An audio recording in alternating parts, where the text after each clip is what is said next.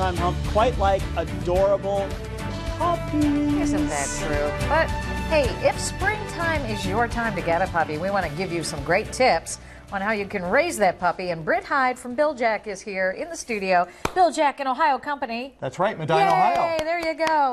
And you've brought some little furry friends who are also up for adoption, we should mention. That's right. And if you have time to bring a puppy into your home, now's a great time of year to do it because the snow's gone. Yeah. And, you know, persistence, preparation, and patience are sort of the three P's of raising puppies. Let's talk about how that's working for Sean Island right now. So good, so good. So persistence, meaning what? So you got to give a regular set of behaviors to your puppy as you're raising him. So be persistent in, okay, this is what we're going to do. Gentle but persistent so that the dog gets the message. The dog is going to have to be trained into your household, and as the dog gets comfortable in your household and is trained into the sort of behaviors you want through sort of persistent behavior training, you will have a great relationship with that dog. How's that working out? When you think calm and persistent, don't you think about me? Yes, absolutely. You're the first person that comes to mind. But look at her. She's being so... she's being proving me a liar big time. That is one very nice dog. Very nice I think puppy. Eventually we will be able to be fast friends. That's right. Someday. Someday. That's right. So patience, because this time of year, especially if you've got a new puppy, you're going to have to spend a lot of time very patient with that dog, going every 30 minutes or so. Oh, is it time to go outside and be potty trained? And you know, a reward, a dog treat is always a nice way to make your dog feel good about the behavior that you're trying to patiently and persistently train. So be very, very patient. And dogs really don't react well, especially puppies, to negative reinforcement. So it should all be positive. And you know, about a few seconds after they do something wrong, if you try and correct them, it's gone. It's gone. Yeah. They don't know, so that's why you've just got to get the idea patiently and persistently. Coming back and rubbing their noses in it doesn't really do anything. Rubbing a nose in a dog's mess does not really train them anything other than you're angry, and I don't know what to do about that. I don't know why you're angry. Boy, this carpet stinks. But other than that... You know what's so interesting to me as I watch her behavior right now, because her big thing with the other dogs at home, she just has to nip at them, climb on top of them, and they don't want anything to do with her. And yet, she's so calm around these two. I don't get it. Is it their demeanor? What is it?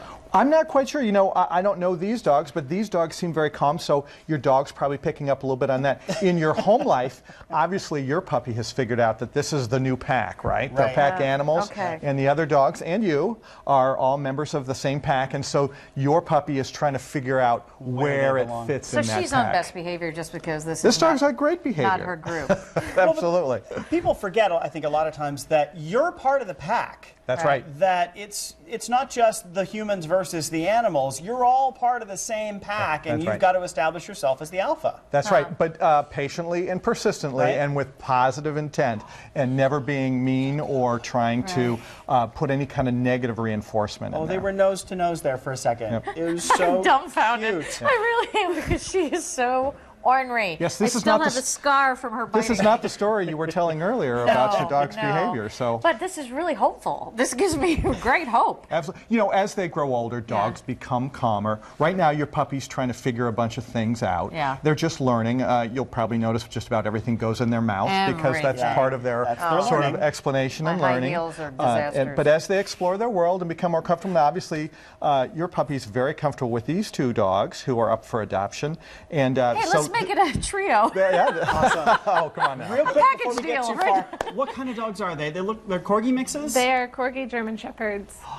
Oh, they're going to be big girls. They're pretty much full grown now. Yeah. What are they, 7 months? 8 months. 8 months. So, yeah, they're corgis. They're not going to get too big. Fantastic. So a smaller dog like those are pretty much close to being fully grown in about a year. You take them off puppy food and you move them on to adult food. But on a larger dog like you're going to have, that dog is still growing. Even though it appears to be fully grown on the outside, it's still growing inside. There's internal development, skeletal. And for a dog that's going to be bigger like yours, maybe 60, 70 pounds, you're going to want to keep that dog on a large breed puppy food for over a year, maybe up to a year and a half. Well, real quickly about Bill Jack, we just want to say you are an Ohio company. That's right. And a lot of what you do, you also do the frozen food as well. We make our frozen food, we make dry food, we make soft, moist treats. And again, when you're training puppies, lots of treats are part of positive reinforcement. We make them ourselves and our own plants right here in the United States. You can trust that. You can trust our food, absolutely. Thank you so much. Thanks for having me this morning. I'll be calling you. You stay near your phone. All right, it was a pleasure meeting your puppy.